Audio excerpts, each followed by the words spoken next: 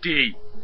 Oi presents World of Goo! James, what is World of Goo? World of Goo, it's like an indie game I nabbed off Steam for 13 quid. Yay! So yeah, well, I've played it a lot, we've all looked at it. It's a lot like Lemmings, isn't it? Yeah, but with a worms element as well. I love the construction of the little guys. Oh, that's so cute.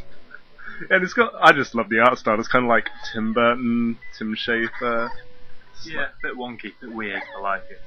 A bit like you do. Mm-hmm. So yeah, as you can see, the idea is to use the little guys to construct things and get to the pipes at the end of the levels to get them out like this. So that's obviously the Lemmings element. And of course, the idea behind it being you're trying to get as many extra goos out as possible. You have a minimum requirement to finish the level, and of course, any extra you guess. Continue on.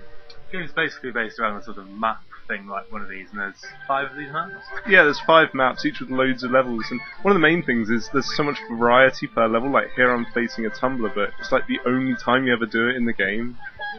Yeah, they never seem to repeat levels, everything's very original. I mean, we're not going to give it any spoilers, but it's very, very interesting. Yeah, like as you get further in the game, it just keeps doing stuff, and you're like, you just keep getting shocked by the things it does differently right until the end, and that's probably the game's strongest point. I didn't think the game was made by just 2 people as well.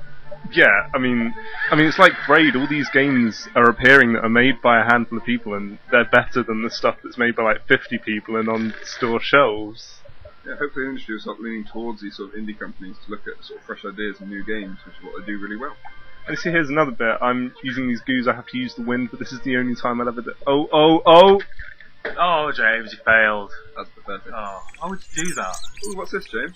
World of Goo. Basically, the goos you get out of the level get added to the Goo Corporation level, and you have to build a tower as high as possible.